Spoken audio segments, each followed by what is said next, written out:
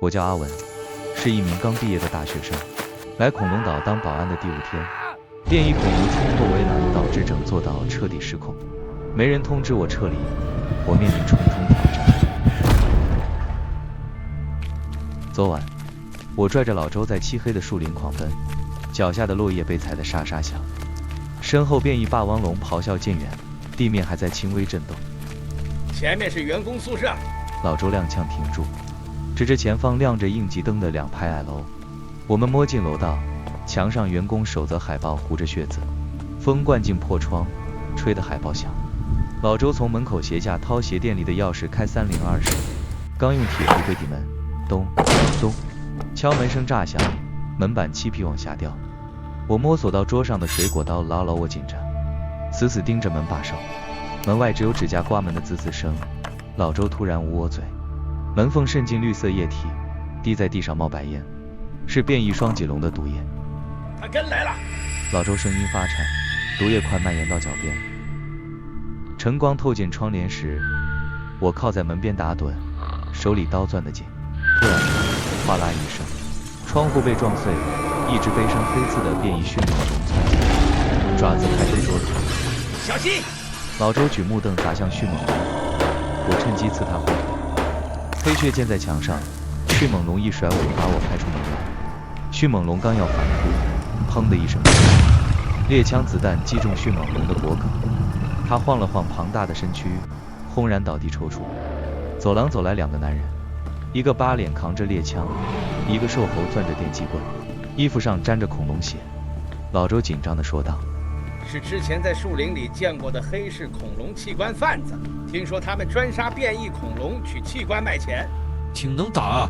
八脸从背包里掏出个透明玻璃罐，里面泡着半只恐龙爪子，泛着诡异的绿光。研发中心负3层有变异恐龙的器官样本，带我们去拿，不然话。他用霰弹枪指了指老周，这老头就为外面的双脊龙，正好试试他吃不吃人。老周突然推我，阿文快跑！没等我动，瘦猴用电击棍砸在他头上，老周闷哼倒地，额头渗血。贩子用麻绳反绑老周的手，八里用猎枪指着我太阳穴，要我们往研发中心走。走在草丛小路上，我盯着废弃配电房。老周说过那有应急工具。走到配电房门口，我故意脚下一滑，假装被石头绊倒，身子往八里那边撞去。他手里的霰弹枪没拿稳，哐当一声掉在地上。我趁机扑过去抓枪，刚碰到枪托，瘦猴的电击棍就朝我后背挥来。别碰枪！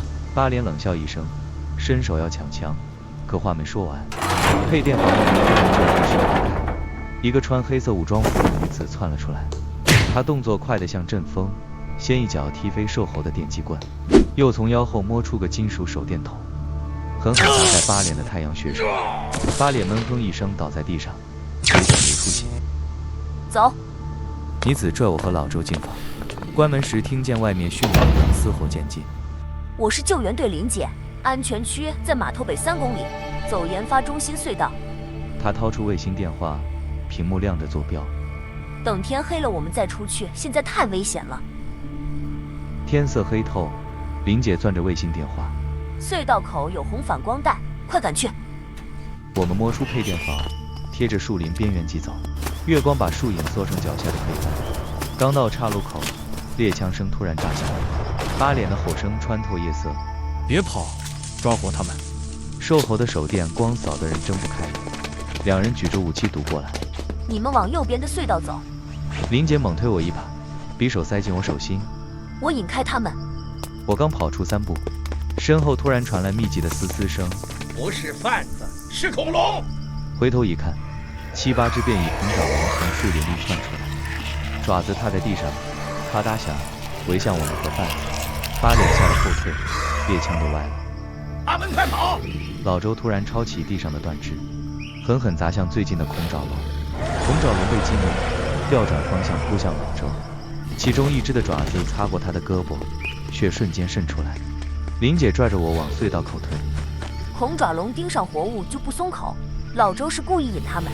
可没退2步，地面突然咔嚓裂了道缝，是之前霸王龙踩过的爬行区，正好把岔路分成2半。老周和几只恐爪龙被隔在另一边，裂缝还在扩大。老周，我要跳过去，被林姐死死拉住。裂缝太宽了，下去就摔死。老周挥着断肢逼退恐爪龙，朝我喊：“别管我！”话没说完，又一只恐爪龙扑过去，老周被迫往后退，渐渐被恐龙群逼进树林深处。我攥着匕首跑到隧道口，红色反光带在黑暗里亮着。可刚要迈脚，就看见隧道内壁上有个绿色按钮，按钮旁的水泥缝里正渗着和双脊龙毒液一样的淡绿色粘液，而树林里老周的吼声和恐爪龙的嘶吼正一点点变弱。